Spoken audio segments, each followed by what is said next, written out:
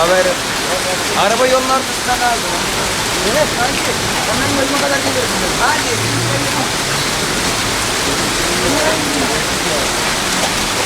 Bak hava sen ya.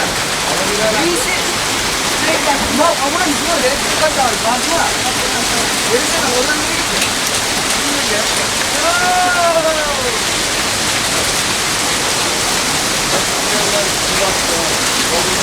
Ben de çektim.